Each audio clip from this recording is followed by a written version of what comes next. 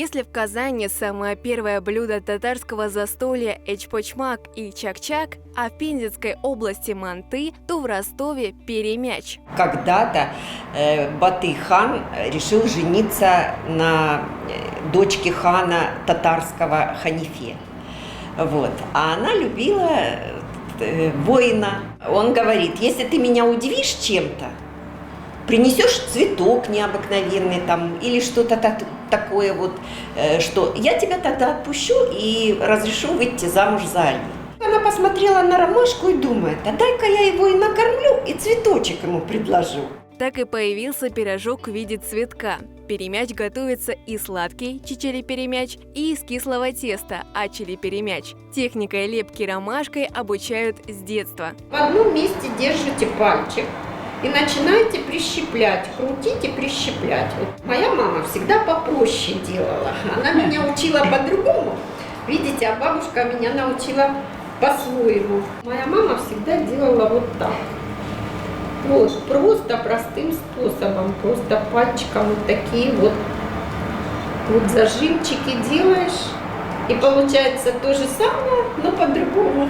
Сначала перемяч жарят дырочкой вниз, потом переворачивают. В сердцевину ромашки вливают кипящее масло, чтобы она хорошо прожарилась изнутри. Перемячи у нас в основном кушают или с кислым молоком, это издавна так были, катык называется. Кислое молоко кладется в дырочку, либо сливочное масло, либо у нас каймак, это сливки, но они томленые сливки. Пешкян-каймак у нас называют. Это очень вкусно, когда перемячи вовнутрь пешкян-каймак.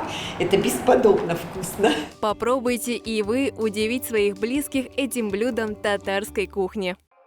Застолье – повод встретить давнего приятеля, завести новые знакомства или узнать что-нибудь интересное. Гульнара – частый гость подобных мероприятий. В этот раз она пришла с домашним медовиком. Я все время так готовлю. Вообще-то рецепт, это я где-то видел, но я еще добавила свое. И все. А слои я делаю с орехами. Орех это мой. Там в рецепте не было его ореха. Традиционно татарские чаепития проводят в кругу семьи или у кого-нибудь в гостях.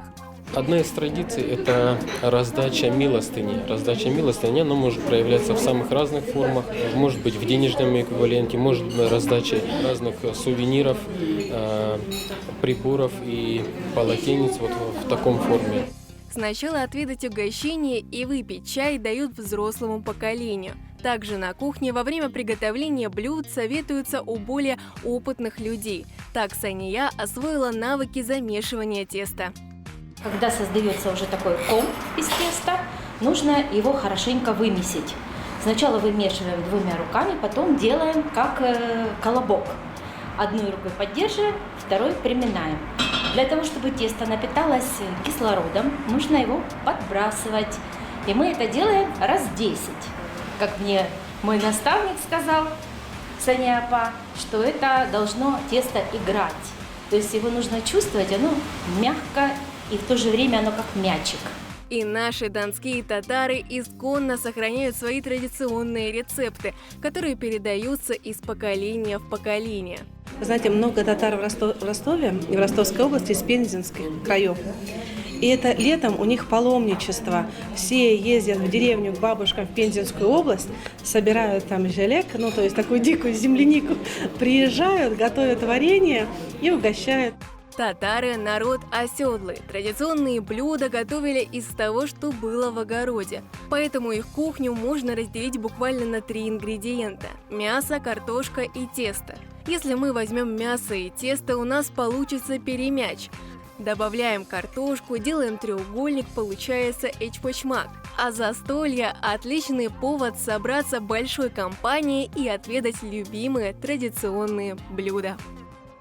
Уже год Динара принимает участие в мастер-классах по изготовлению татарской одежды. Мужские головные уборы тюбетейки, женские нагрудники изю, жилетки, аксессуар хасите. В этот раз девушки работают над женским головным убором калфак. Начинаем мы аккуратно по тайным соединять этот круг и основу. Видите, заметьте, вот здесь шов, он должен быть спрятан именно посерединке.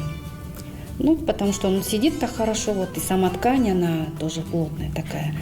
И тут аккуратно мы должны соединить верх с лентой. Это все тоже делается вручную. Мастерицы шьют для малышей из класса по изучению татарского языка Татаро-Башкирского культурного центра. Детей знакомят с национальной культурой, а костюм – это ее неотъемлемая часть. Тот же колпак может быть разным. Он может быть как плоский, небольшого размера, как и полностью одеваться на голову, так и вот получается с хвостиком, ну, то есть так, чтобы украшалось. В татарских костюмах традиционно используются голубой и желтый цвета. Ткань украшает изящная вышивка.